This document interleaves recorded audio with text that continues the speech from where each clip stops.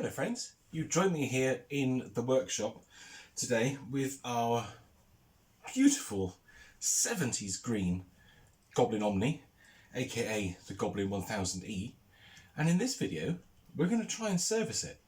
This could be interesting because I can't remember how to take it apart.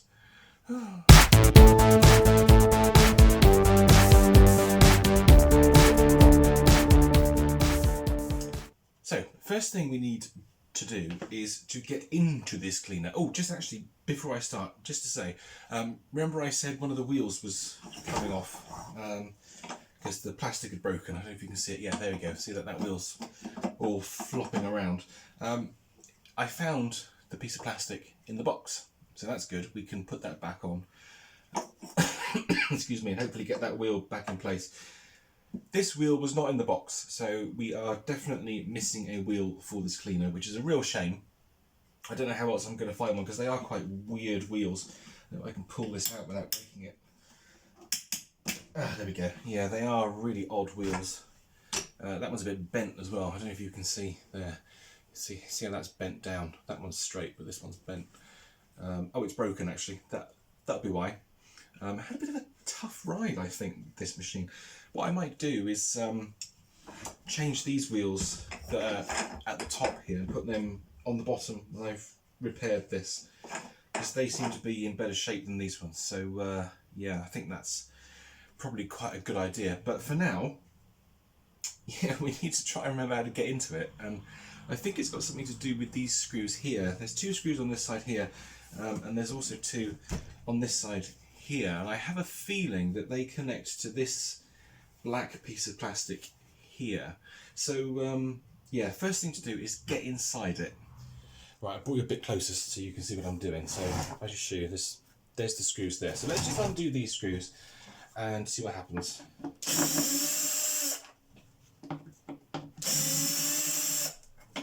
That's those two. Bring the machine around. We do. Oh, I've got loads of little bits of wires everywhere. Let's undo these ones.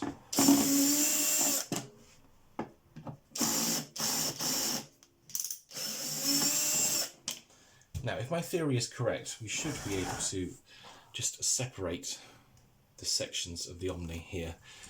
Just bring you around a little bit so you can see better. So there should, I don't know, will it come off? Let's open the top, like so. We'll take the bag out. That bag is absolutely disgusting. Look at that. That needs a really good clean.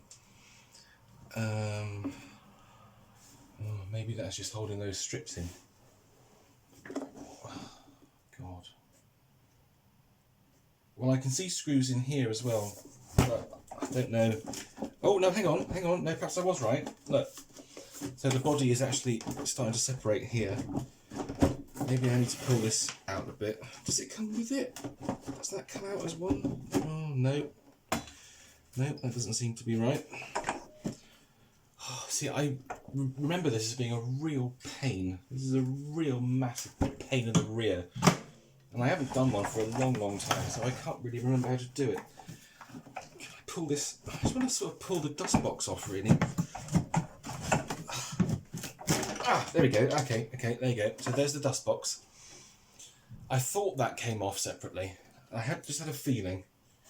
So that's that off, and then if I put that down on the floor, we're left with this section here. There we go. And then we've got the filter cover. So just let me change you a sec so you can see better. Let's have a look down here. So here's the inside of the machine. You can see the fan casing here. Well, no, you can't see the fan casing, but this is the moulding for the fan casing. And the air travels down the side there, down through this thin slit. So I can see a couple of screws here, and I'm wondering if we undo this one, what happens?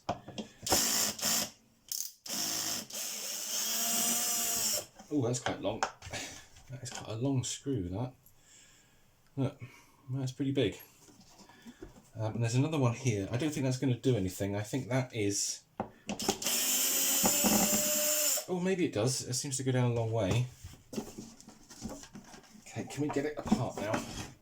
Do you know, I've just got a funny feeling that this power control knob needs to come off. Oh, flipping heck. Oh wow, you can see, look. You see the difference in colour there. So that's the original green. It's very much like the green of the Hoover Ranger 4014 actually. It's very sort of avocado-y. I'm just going to pop off these bumper strips. Wow, look at that. Look at the difference. That's incredible, isn't it? And then, I don't know, do you pull it up this way maybe? I'm wondering if maybe there's some, no, there can't be any screw holes. I think, actually, that the power control knob needs to come off because it's sort of kind of sort of doing something. And there is a little, very tiny hole. I don't know if you can see it there, if I move that cable out of the way. There's a very, very tiny hole in the power control knob, just there. So I'm going to have to try and get this off, but I need some light to do this. So I'm just going to work out how this comes off and I'll be right back with you. Oh wow, that took forever, but I finally managed to find a screwdriver small enough to fit down the inside of this power control knob. And I can just undo the screw enough just to remove the knob, so that's good.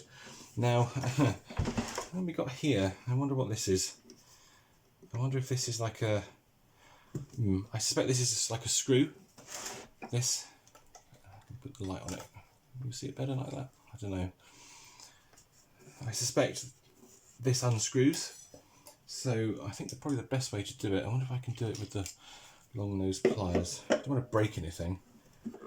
Yeah, there we go. That should be undoing. And then this probably drops through, although I don't know now. It just seems to be turning. Oh no, there we go. Okay, so that comes off, so that's like a nut.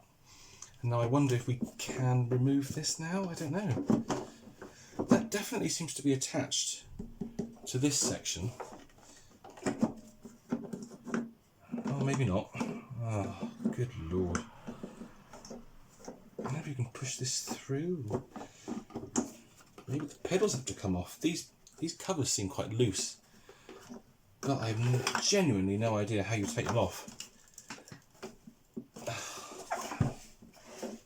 Yeah, this is all coming back to me now, as Celine sang.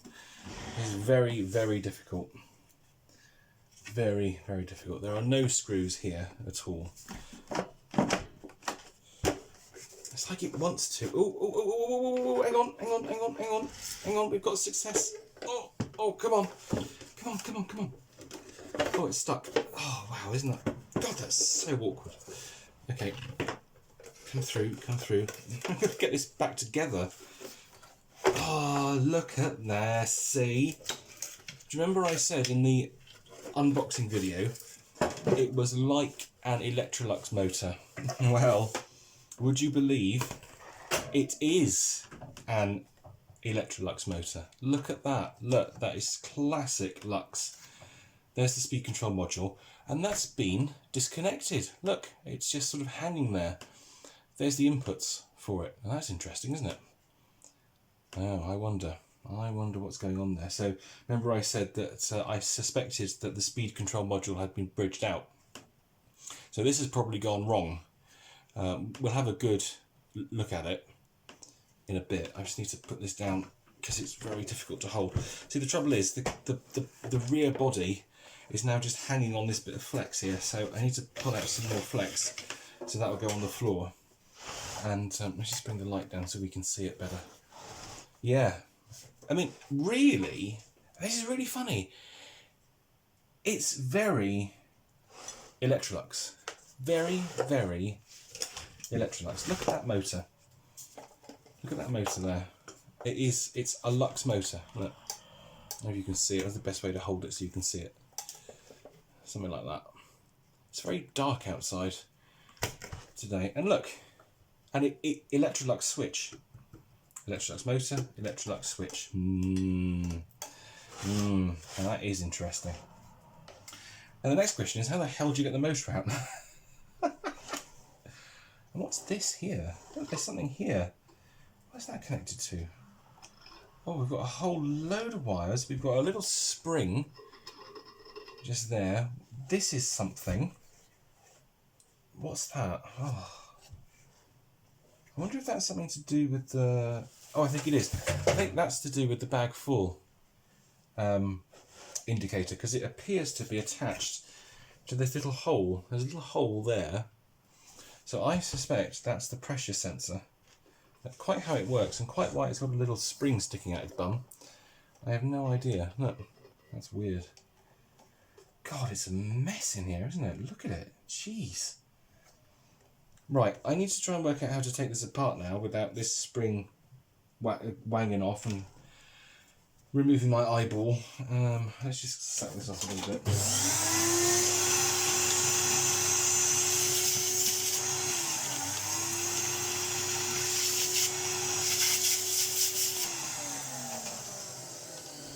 It's very dusty in here. Yeah, I'm going to turn you off a sec because I need to work out how to take this motor out, and it's not something I can really do on camera. So once I've got this out, I'll be right back. I just had to show you this. I'm taking this apart now. It is unbelievably ridiculous. Just look at all this. Just put the light like that, maybe. That helps a bit. There we go. It's just got, it's just like bits everywhere. So we've got this, which is the front mount there. Then we've got like a sub chassis here. The motor is attached to this sub chassis. The sub chassis pushes into the front section here, and then oh god, the rewind is here in like a completely separate self-enclosed unit, and that kind of goes on the back of it like that. Ow, that's really sharp. And screws into this main chassis bit here. It's ridiculous. This is ridiculous. It's so funny. You know when it all comes back to you and you think, oh my god, I remember my friends complaining about these when they used to come into the shop to be fixed. And you can see why, because they are a nightmare. This is like one of the worst vacuum cleaners to take apart you could possibly imagine. It's just so complicated, and the way it's been made is ridiculous. Okay, I can get rid of that bit of sub chassis now, and then we've got the Electrolux Motor here. That's a much better look at it for you. And you can see it is just a classic Electrolux Motor that would have been used in 330, 345. Oh no, we've got another suspension block. I think that goes underneath here. It goes down here somehow. I don't know how. This one goes on the top somehow. They're like shaped, and they go like, I think that one goes like that. I don't know. I need to put this back together at some point. God knows how I'm going to do that. But we've almost got the motor out now, so that's good. There's the nasty suppressor, look. So we can remove that. Let me do my chuck up. So at least we can simplify some of this wiring, and the wiring is insane. Look. It's just absolutely mental. There are wires and cable ties everywhere inside this machine. Let's get rid of that. Now someone has been in here. I think these connectors are slightly more modern. Let me bring it down a bit. Than the rest of the cleaner, and I think it's kind of hard to tell where everything goes. And oh, this is a thermal overload control here as well. Look, it's just on the top. We can probably get rid of that. That's not going to be much. Yeah, it is. Yeah. That's a TOC, and then we've got another cable type. I mean, this machine is virtually handmade. It's like hand built, which is bonkers. There's no way a machine could do all this. It is somebody's hand built it. There's a sticker on the motor. I don't know if I can read it. No, there's no clues to any dates there. That simplifies things. So we've got the power input for the motor here. It simplifies it, he says. Look at this mess. Just look at it. Jeez. Oh, okay. So the thing is that I have to remember is, oh my god, it's so complicated. Look, the power comes in here from the rewind, and the rewind oddly has two blue wires coming out of it, which is very strange. So it's going in here. That's probably the live there, coming through to this point here. So this one, these wires run up to the switch. There's the switch. So we go up to the switch, we come back from the switch, we go to here, then we come out of this side and we go over to the thermal overload control. We go out to that, then we come back and we come back to this point here, and then at this point it goes mental because we've got 2 wires coming out of this one, and we've got 2 wires on the neutral. We've got another purple wire with the return from the switch. Where's that going? Where is that going to? I can't even see it. Oh, it's going down here. The purple wire is running down here. I wonder then. Actually, I wonder if that is. No. Yeah, that's really odd. Because we've got a thermal overload control. Yeah, so that would completely cut power to the cleaner. So this must be a bag full indicator. And actually, I can see that this is actually a little diaphragm. If I hold this up so you can see it, and I push it down. Do you see that there? It's just a little diaphragm that. Let's get my head out of the way. That moves down. And it seems to be pushing on the switch. Don't know if you can hear that. So there's obviously some kind of connection here between these 2 wires. Something's coming out here, going to here, and this is probably lighting the light, which is at this point here. So all this wiring, this crazy insane wiring, is actually for the bag full. So what I'm going to do now is I'm going to trim down this ridiculous loom and try and get a bit more sense to it. So I should be back very shortly. What I've done is I've simplified the loom now and basically gotten rid of the thermal overload control. The machine will never be used long enough to even possibly trigger that. And we've got rid of the suppressor, which is probably going to blow at some point. What does this say on it? Where was this made? It doesn't have a place of manufacture on it, which is unfortunate. No, nothing. But yeah, that could have been going pop at any time. So that's gone too, and we have a simplified loom, which is fantastic. So now I understand what's going on. So all I have to do, really, is pop that wire back in there, put the power in there, and the machine will work, which is fantastic. So I'm going to finish this video by servicing the motor, and then we're going to give the machine a run on the bench. And that gives me time to think about these electronics. It would be lovely, wouldn't it, to reuse these, but if they failed, then they failed. So yeah, simple as that. But what I'm thinking is I might be able to replace this module with a modern module and use the same mounting bracket. You look, this is quite important here, because if you look, there's 2 little pegs. Will you focus on that for me? You can just about see it there. There's a little peg just there, and that goes up into the body of the cleaner, and you screw that little nut down onto it. So that's what holds it in place. Now, I may be able to get away with doing something else, but I may need to reuse this mounting plate here, which is actually the heatsink for the Triac, which is pretty massive. You see that? That's a big piece of metal there for an electronic control in a vacuum cleaner. It's quite something. So yeah, oddly there's a adjustable pot there too, so you can give it some fine tuning, which is really weird. You rarely see that. You just have the control pot, but yeah, there we go. Okay, whatever. It's Goblin or Electrolux or whoever the hell made this vacuum cleaner.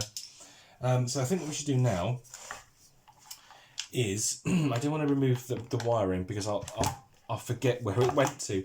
We need to split this motor apart, but of course, this being an Omni, we need to remove this bracket because there's a bracket that goes around the motor. I'm just going to do the usual trick of marking up. So I know that this one goes to here, and I'm going to do 2 on this side. 1, 2, 1, 2. So I know which way round it needs to go, and I hope I can get these screws undone. Oh yeah, they haven't come out with any. They didn't go up much much of a fight. And hopefully we should be able to get this bracket off. Yeah, there we go. That comes off like that, and then that comes off like that, and then we have a... Oh, good God, see... Do you see what I mean about this being ridiculous? And then we've got a rubber piece here. Oh, wow. This is just ridiculous. I'm going to get this rubber piece off, or we can get the field coil off, or we can get into the motor. So this has to come up and over. It's actually got... It's stapled. It's got 3 staples holding it in. I better not do it from that side, actually. To get this up and over.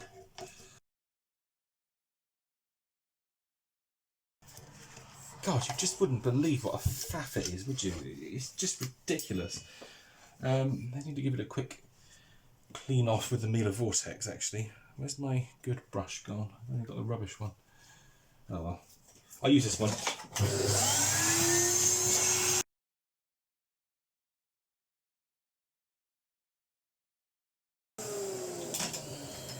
Good-o.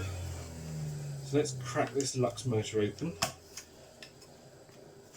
And we'll give the bearings some love, because they did sound pretty bad when we ran it.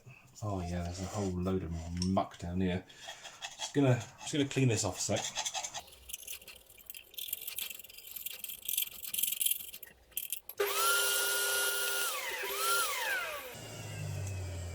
Now this is unfortunate. Hopefully you'll be able to see the top of the shaft there. You see how brown that is? It's very, very scored, and that is a shame. That means it's been eating into the bearing. So this is never going to be 100%, although actually I might be able to clean that off, to be honest. Let's just give it a wipe. I might be able to take some of that residue off. Oh, actually it's not as bad as I thought. Yeah, there's still some scoring to it. Yeah, I can actually feel it with the screwdriver as well. That is a shame. This Omni has had a hard life. It has been used and used and used. I've got to be very careful doing this. I don't want to make it worse. And actually, there's a distinct concave shape to the commutator, which means it's been running a lot. It's been running a lot. The poor old thing has been used and used and used. Let's give the com a skim quick.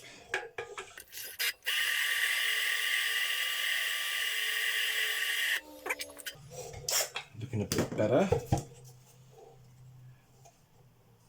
I mean, the armature itself is actually in quite nice condition. All of the segments are quite nicely placed, although there is a certain amount of wear here on this one. I can see the copper is just wearing out. That is unfortunate, but everything else seems pretty good. Hang on, we've got opposite sides. No, it's just that one. We might be alright, but we'll find out when we run it. Let's pop some oil on this bottom bearing.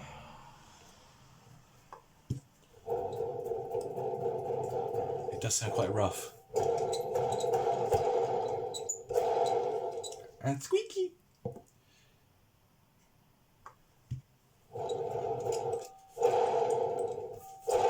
Oh, it was very dry.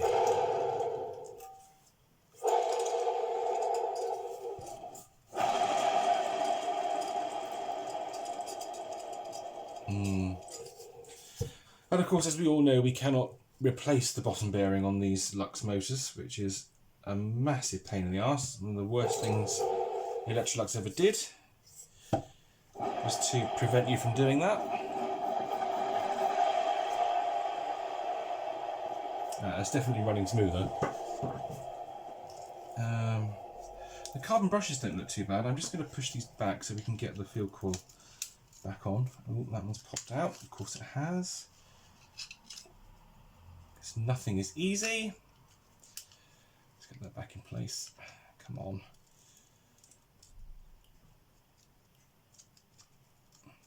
There we go. Pop that back in. There we go. Lovely. I'll pop some grease on the shaft. Not too much, as we know. Just use what's on this toothbrush. There we go. Lovely. And now we'll pop the fill coil back on. Make sure it's lined up properly. Oh, it doesn't really matter, actually. No, it doesn't matter. As long as the orientation of that is correct. Ooh, that's a point. There we go. Okay, good. Put that back in. I'm just thinking now, it does kind of matter, doesn't it? I should have put a mark on the fill cord as well. Because these marks, I mean, I can put, I know I can put this on right, the right way around. But does it matter about where the fill cord is? Because these wires could be out this way, and these, oh God. Oh, what a nightmare. What a nightmare. I'm starting to hate this cleaner.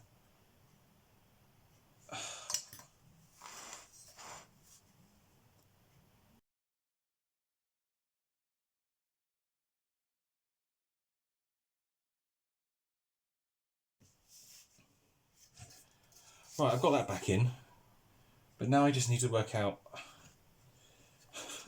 which way around it goes. I think it went like that, actually. I think it was that way. Yeah, that makes sense, because then the wires are down here and they're close to the terminal block. The terminal block's there. Is it like that? Yeah, I think it's like that. Jesus. So that would go that way. So I did actually have it right. Oh, well done me. Well done me. Yeah, that looks okay.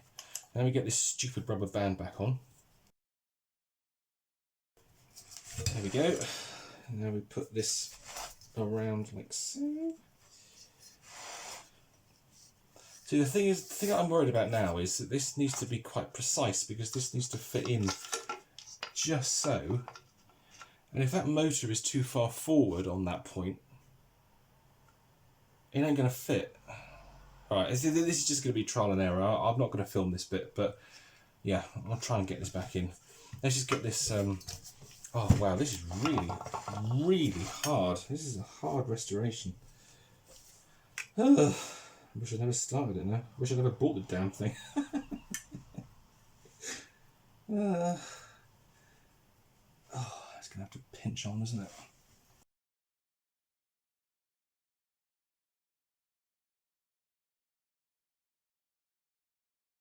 I hope that's in the right place. I think it is. Although this one, oh, this side's a bit lower. Ah, I've dropped the screwdriver now. Oh, what a hateful thing. This is awful, guys. This is genuinely awful. I mean, I love working on vacuum cleaners, but this, never again. Never again. You can keep your Omnis and your Goblin 1000Es. This is ridiculous. Let's do this up.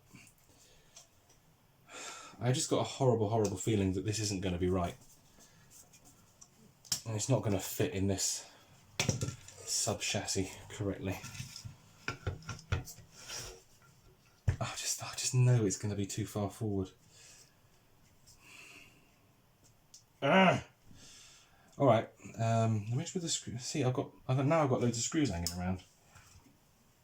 I think these were the ones that held the motor in place. So let's pop these back in. What I really want to do is give the motor a run, just to make sure it's okay, and that we haven't wasted our time.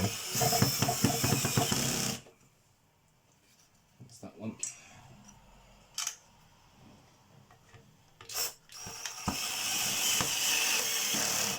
That's that one. Okay, so the motor's in place now. We need to run it. So I think the easiest way to do that is to reconnect the flex rewind to the terminal block. Let's do that quickly. Okay, good. Let's get the plug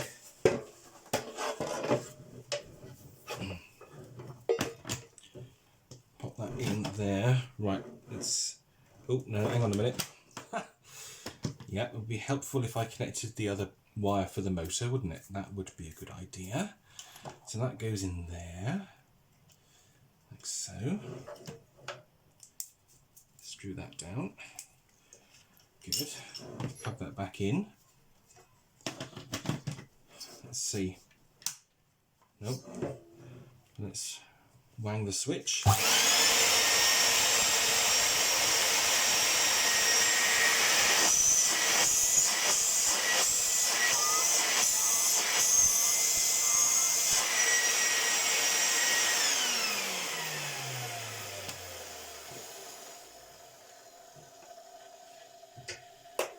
Well, that sounds a whole lot better than it did, so that's great. At least we know that the motor's all right.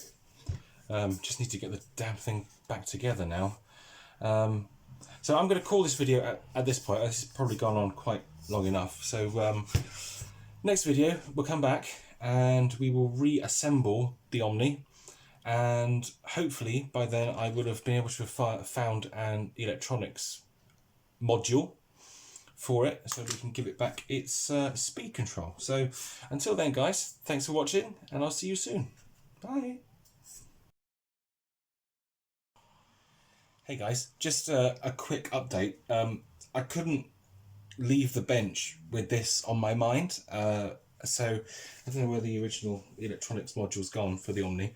I think it fell off the bench, it's gone somewhere. But I was having a look around in all my stuff, and the only electronics module I got left was this one, and this is actually branded an AEG, which is quite funny because Electrolux own AEG, and this Omni has an Electrolux motor in it, so it's like, oh, okay.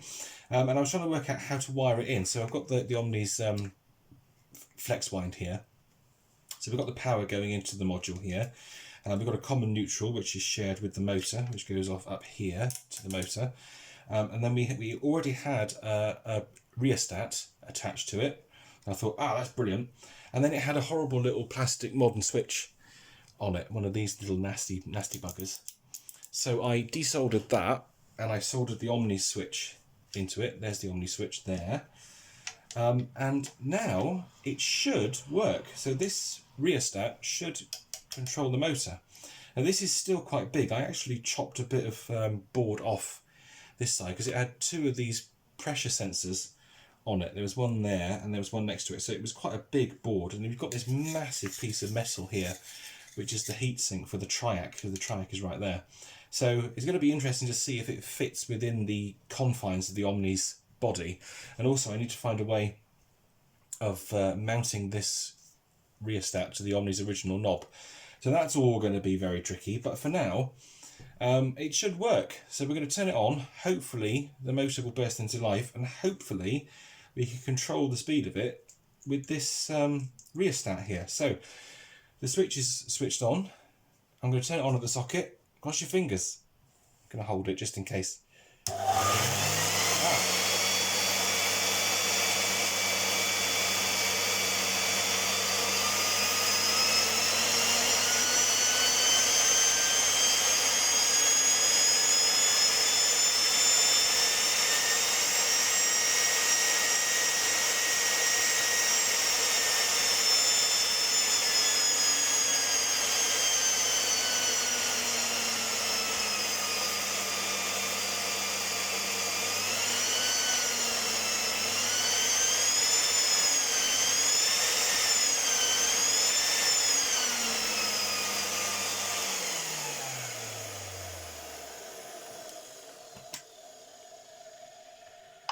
Well, I would call that a success. That's really good. Let's see if there's any heat here. Is there too much heat on the triac? No, there doesn't seem to be at all. So that's brilliant. So we now have our Omni electronic sort of working, which is fantastic. I'm really glad I found that board, actually. Yeah, so just need to work out how to get it inside the machine and put everything back together, which is going to be a nightmare. But yeah. This time it really is the end of this video, so hope you enjoyed that. You guys take care, and I'll see you in the next one for lots more shouting and screaming at this cleaner. Take care, guys. Bye.